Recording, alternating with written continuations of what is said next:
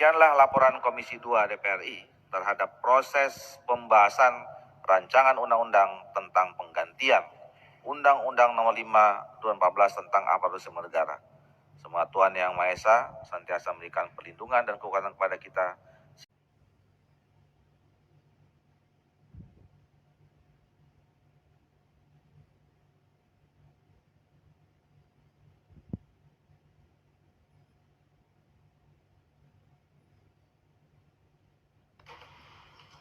Terima kasih kepada Ketua Komisi 2 DPR RI yang telah menyampaikan laporan hasil pembahasan RUU tersebut.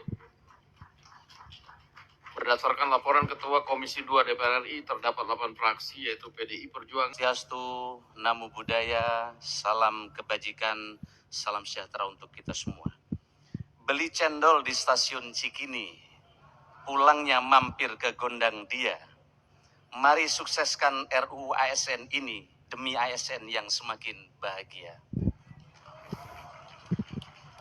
Yang kami hormati Ketua dan Wakil Ketua DPR RI, para Ketua Fraksi, Ketua dan Pimpinan Komisi 2 DPR RI, seluruh anggota DPR RI, para menteri yang hadir atau yang mewakilkan, teman-teman dari BKN, LAN, hadir juga Ketua Asosiasi Persatuan Gubernur seluruh Indonesia, bisa berdiri. Kemudian Ketua Asosiasi Wali Kota seluruh Indonesia, Wakil Ketua Asosiasi Bupati seluruh Indonesia, Asosiasi Sekda seluruh Indonesia, dan teman-teman hadirin dari seluruh Indonesia yang menghadiri secara Zoom pada kegiatan yang sangat berharga ini. Hadirin yang kami hormati, izinkan kami dalam kesempatan yang baik ini menyampaikan ucapan terima kasih pemerintah kepada para anggota Dewan yang terhormat, yang telah dengan sangat luar biasa menjalani seluruh rangkaian proses persidangan hingga tiba pada sidang paripurna hari ini untuk meminta persetujuan pengesahan rancangan undang-undang tentang aparatur sipil negara atau RUU ASN. Para anggota Dewan yang terhormat telah menyampaikan usulan dan pemikiran terbaik dalam penyusunan RUU ASN ini. Terima kasih pula kami haturkan sebagai Menpan RB kepada Menteri Keuangan, Menteri Hukum dan HAM, Menteri Dalam Negeri, dan berbagai kementerian lembaga lainnya yang turut mendukung penyelesaian RUU ini. Dengan dukungan anggota Dewan yang terhormat, kita akan memasuki babak baru transformasi manajemen ASN melalui RUU ini sebagai payung hukumnya. Oleh karena itu sekali lagi kami menyampaikan terima kasih kepada anggota Dewan yang terhormat. Teriring doa semoga Bapak Ibu senantiasa dianugerahi kesehatan dan kelancaran dalam menunaikan pengabdian kepada bangsa dan negara. Ketua, Wakil Ketua, dan anggota DPR RI yang kami hormati, saat ini dan di masa depan, Indonesia dihadapkan pada beragam tantangan global dan domestik yang tidak mudah untuk diatasi. Untuk menuju era Indonesia Emas 2045, bangsa kita membutuhkan dukungan berbagai sektor. Salah satunya adalah terwujudnya birokrasi yang profesional dan berkelas dunia. Birokrasi dengan para ASN di dalamnya memegang peranan penting karena berbagai program pembangunan digerakkan oleh kinerja birokrasi. Ibarat kendaraan birokrasi adalah mesinnya, mesin yang mampu menggerakkan kendaraan tersebut. Maka sebagai mesin, birokrasi harus senantiasa dipastikan dalam kondisi prima, sehingga dapat menggerakkan kendaraan menuju tujuan yang dicita-citakan. Dapat dikatakan baik atau buruknya kinerja pelayanan pemerintah sangat ditentukan oleh kualitas dan kapasitas birokrasi yang ada.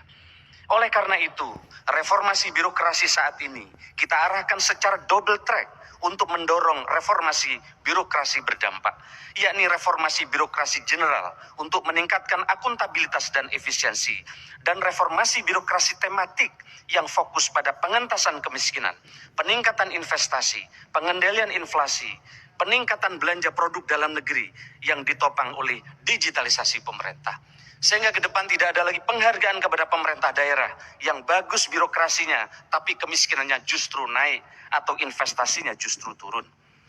Bapak Ketua, Wakil Ketua, dan anggota DPR yang terhormat, selama ini kita memang dihadapkan pada dua bandul utama dilema birokrasi. Di satu sisi kita ingin bergegas menuju birokrasi profesional berkelas dunia. Tetapi pada sisi yang lain, Kita dihadapkan pada tantangan birokrasi yang sebagian masih terjebak pada zona nyaman, tantangan manajemen kesejahteraan ASN, hingga politisasi ASN. Inilah seperti kita ada pada tarik tambang, kadang menang yang kiri, kadang juga tarik tambangnya menang yang sebelah kanan. Hingga bulan Oktober tahun 2023, kita telah melakukan beberapa langkah, yaitu jumlah total ASN di seluruh Indonesia mencapai 4,4 juta jiwa.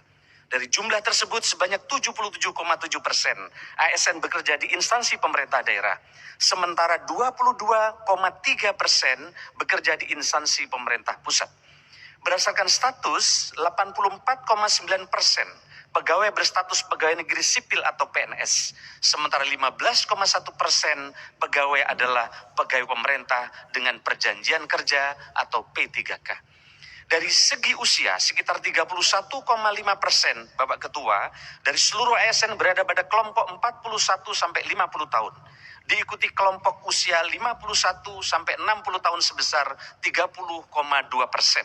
Selanjutnya, ASN dengan usia 31 sampai 40 tahun mencapai sekitar 27,7%, sementara kelompok usia 21 sampai 30 tahun memiliki persentase paling rendah, yakni 10,1% dari total ASN. Ketua, Wakil Ketua, dan anggota DPR RI yang terhormat, pemerintah saat ini terus melakukan penyederhanaan struktur organisasi untuk meningkatkan kelincahan gerak pemerintah. Kami ingin sampaikan kepada forum yang terhormat, pada periode Oktober sampai saat ini telah dilakukan penyederhanaan struktur organisasi dengan menghilangkan eselon 3 dan eselon 4 sejumlah 48.168 di 99 KL. Hal tersebut diikuti dengan pengalihan ke jabatan fungsional sebanyak 43.915 di lingkungan kementerian dan lembaga. Selain itu telah dilakukan penyederhanaan jenis jabatan pelaksana dari 3.414 jabatan telah kita kelompokkan menjadi 3 jenis kelompok jabatan saja, yaitu klerek, operator, dan teknisi, sehingga birokrasi menjadi jauh lebih lincah. Hal ini merupakan langkah penting dalam upaya peningkatan efektivitas dan fleksibilitas organisasi. Selanjutnya, untuk memastikan bahwa manajemen ASN berjalan dengan baik, telah dilakukan penyederhanaan proses bisnis layanan kepegawaian, yaitu layanan kenaikan pangkat dari 14 tahap sekarang tinggal 2 tahap saja. Layanan pensiun dari 8 tahap sekarang menjadi 3 tahap saja. Dan layanan pindah instansi dari 11 tahap menjadi 3 tahap saja. Untuk memastikan birokrasi berkinerja prima, maka dibutuhkan suatu ekosistem yang baik. Mulai dari aspek nilai dasar dan budaya kerja, rekrutmen, pelaksanaan dan pengawasan sistem merit, kinerja, hingga kesejahteraan. Ekosistem itulah yang kita perkuat melalui RUU ASN ini. Alhamdulillah, setelah melewati 9 kali masa sidang, atau sekitar kurun waktu 3 tahun 5 bulan, sejak penyampaian awal RUU tentang perubahan Undang-Undang ASN, dari Dewan Perwakilan Rakyat yang terhormat kepada pemerintah pada April 2020, telah dilakukan serangkaian pembahasan rancangan undang-undang tentang aparatur sipil negara. Kehadiran Undang-Undang ASN yang baru ini diharapkan dapat lebih memperkuat apa yang sudah ditata dan diberi fondasi secara baik dalam Undang-Undang Nomor 5 Tahun 2014 tentang ASN. Ketua, Wakil Ketua, dan anggota DPR RI yang kami hormati, kita semua memahami bahwa birokrasi profesional yang berkelas dunia hanya dapat diwujudkan dengan pelaksanaan sistem merit yang tertata, konsisten, berkelanjutan. Di samping itu kita harus memastikan terciptanya gerak birokrasi yang dinamis, fleksibel, dan adaptif dalam merespons semangat perkembangan zaman. RUU ASN ini hadir sebagai ikhtiar untuk menjawab tantangan dan ekspektasi publik yang kian besar terhadap kualitas pelayanan publik, dengan komponen terpentingnya adalah birokrasi, mengingat birokrasi adalah mesin pembangunan. 7 arah agenda reformasi birokrasi. Pada kesempatan yang baik ini di hadapan Ketua, Wakil Ketua, dan anggota DPR yang terhormat, kami mohon izin untuk menyampaikan 7 agenda transformasi ASN yang diusung di dalam RUU ASN ini. Pertama, transformasi rekrutmen dan jabatan ASN. Transformasi ini kita rancang untuk menjawab organisasi yang harus lincah dan kolaboratif. Salah satu contohnya adalah rekrutmen ASN. Tidak perlu menunggu 1 atau 2 tahun ketika ada yang pensiun, sehingga ke depan rekrutmen akan lebih cepat dan birokrasi akan lebih responsif. Metode dan tahapan rekrutmen seperti seleksi administrasi, seleksi kompetensi dasar, dan seleksi kompetensi bidang juga tidak diatur secara rigid dalam undang-undang. Hal ini untuk memudahkan kita merekrut tenaga profesional yang telah memiliki pengalaman unggul di bidangnya.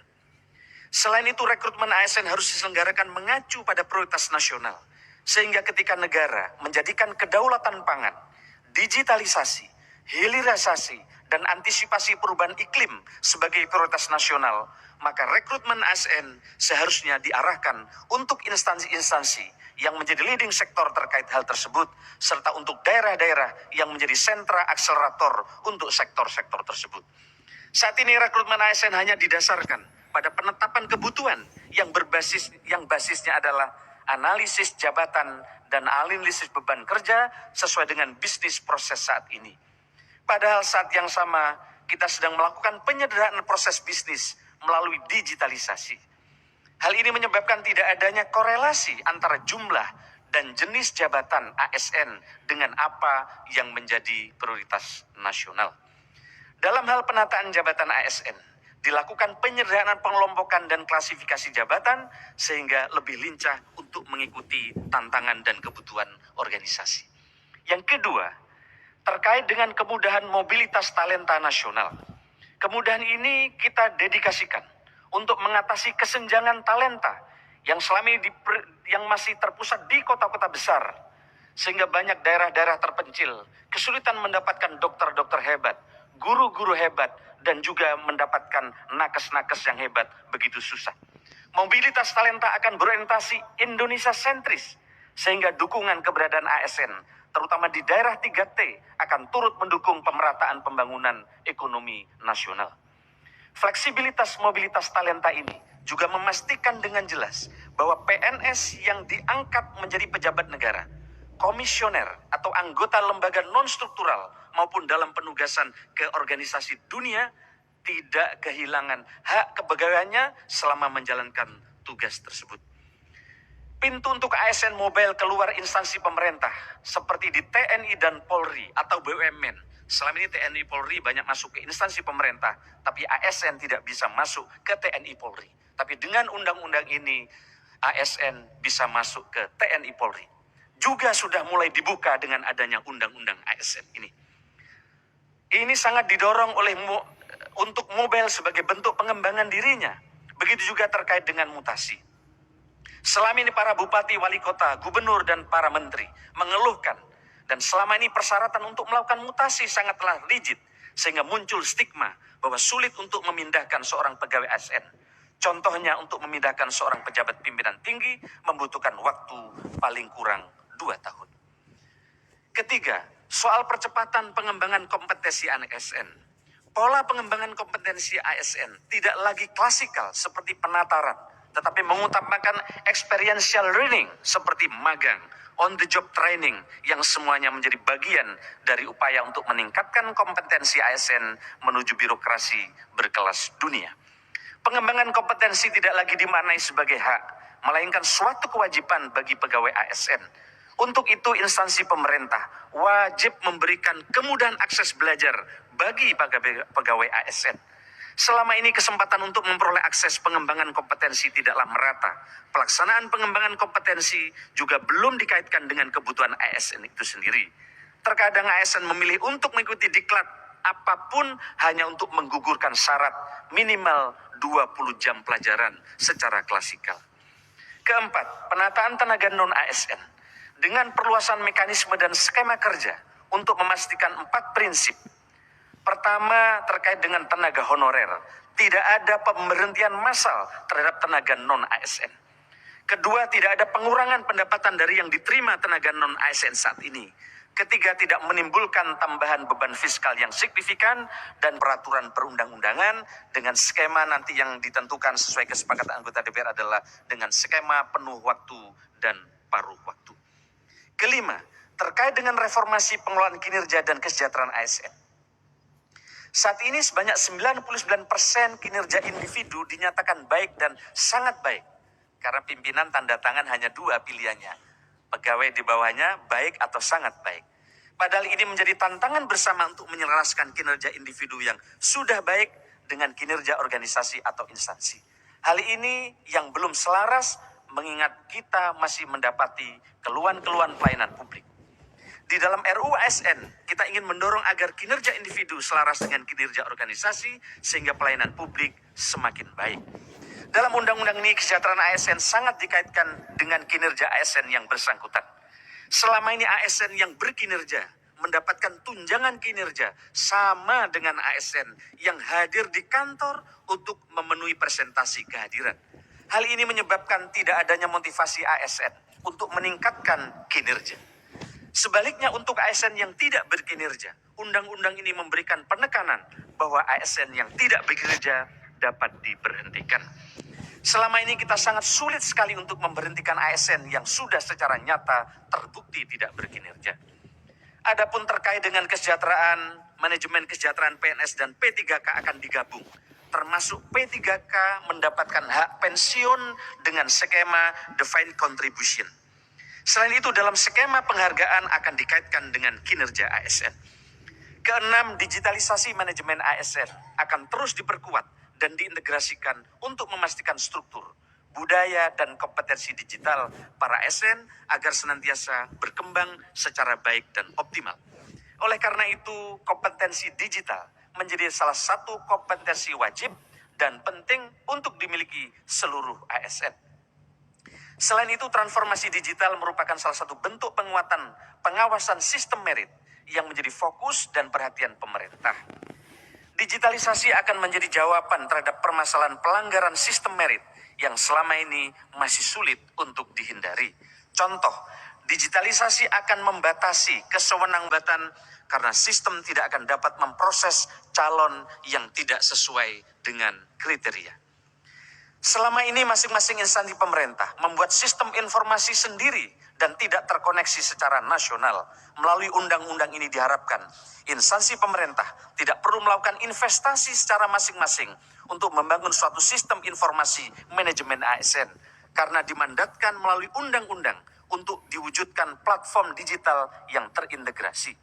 Selain biaya tinggi, pembangunan sistem informasi di masing-masing instansi pemerintah menyebabkan akurasi data menjadi jauh lebih rendah. Ini sejalan dengan upaya pemerintah untuk mengintegrasikan aplikasi pemerintah yang kini dibangun melalui sistem pemerintah berbasis elektronik dan sekarang lebih dari 27 aplikasi yang menyebabkan rakyat susah mengakses pelayanan dengan baik. Ketujuh atau yang terakhir, penguatan budaya kerja dan citra institusi. Pada undang-undang ini, nilai dasar akan disimplifikasi agar mudah dipahami dan berlaku sama di setiap instansi pemerintah. Nilai-nilai dasar tersebut terangkum dalam berakhlak atau berorientasi pelayanan, akuntabel, kompeten, harmonis, loyal, adaptif, dan kolaboratif. Setiap instansi pemerintah memiliki core values yang berbeda-beda dan pejabat pembina kepegawaian bisa menggantinya setiap saat sehingga tidak ada kesatuan nilai dasar ASN selama ini. Padahal sesuai dengan perannya, ASN ini adalah perekat dan pemersatu bangsa. Hal ini membuat budaya organisasi tidak menjadi akar yang kuat dalam jangka panjang dan juga berdampak kepada inefisiensi biaya penyusunan nilai dasar dan biaya sosialisasi. Ketua, wakil ketua, dan anggota DPR yang kami hormati. Tetapi tentu saja RUU ASN ini tidak bisa berdiri sendiri. RUU adalah landasan utama dan katalis yang mengakselerasi percepatan transformasi ASN. Dukungan digitalisasi melalui platform digital, penguatan dan pengawasan sistem merit, komitmen serta kerjasama para pemimpin pada seluruh tingkatan di instansi pemerintah, serta pegawai ASN yang memiliki growth mindset adalah potongan puzzle penting yang juga kami siapkan. Semangat RUU ASN mendukung percepatan transformasi ASN menuju birokrasi profesional dan berkelas dunia dengan dilandaskan pada pelaksanaan serta pengawasan sistem merit yang konsisten dan berkelanjutan. Bersama-sama dengan DPR yang terhormat, pemerintah akan memastikan sistem merit berjalan diawasi secara optimal. Fungsi-fungsi pengawasan sistem merit harus tetap dapat berjalan maksimal melalui instrumen yang ada untuk memastikan penataan karir ASN dapat berlangsung profesional, transparan, akuntabel, dan berorientasi kinerja kepada masyarakat. Salah satu caranya adalah dengan mengoptimalkan fungsi kantor regional, lembaga pelaksana kebijakan manajemen ASN, sehingga kontrol pelaksanaan sistem merit di seluruh daerah di tanah air dapat berjalan optimal. Kemudian pemerintah dengan pengawasan DPR juga akan memperkuat manajemen talenta di setiap instansi pemerintah dan mengelolanya di dalam platform digital untuk memastikan proses yang berjalan agar lebih transparan dan akuntabel. Ketua, Wakil Ketua, dan anggota DPR yang kami hormati, demikianlah pendapat akhir terhadap rancangan undang-undang tentang aparatur sipil negara dari pemerintah. Pemerintah mengucapkan terima kasih kepada pimpinan dan seluruh anggota Komisi 2 DPR RI yang telah berperan aktif dalam rangkaian pembahasan rancangan undang-undang tentang aparatur sipil negara ini. Tepuk tangan saya kira buat teman-teman anggota Komisi 2 yang telah bekerja keras. Kami sampaikan juga terima kasih kepada seluruh anggota Dewan yang terhormat yang hadir pada kesempatan ini. Semoga upaya kita untuk mewujudkan ASN yang profesional dan berkelas dunia dapat memberikan dampak pada terwujudnya pelayanan publik yang lebih baik dan masyarakat yang semakin sejahtera. Kiranya ikhtiar kita semua diridhoi oleh Allah Subhanahu wa Ta'ala. Balonku ada 4, ku pegang erat-erat. Terima kasih DPR yang terhormat, legislasi hebat untuk kepentingan rakyat. Tahu bulat digoreng dadakan, nikmat rasanya hanya 500-an. Kepada Bapak Ibu semua terima kasih kami ucapkan. RUU ASN kini telah resmi disahkan. Sekian terima kasih, kurang lebihnya saya mohon maaf. Selamat siang, Santi Santi Santi Namo Buddhaya, salam kebajikan. Wallahul muwaffiq ila aqwamit thoriq. Wassalamualaikum warahmatullahi wabarakatuh.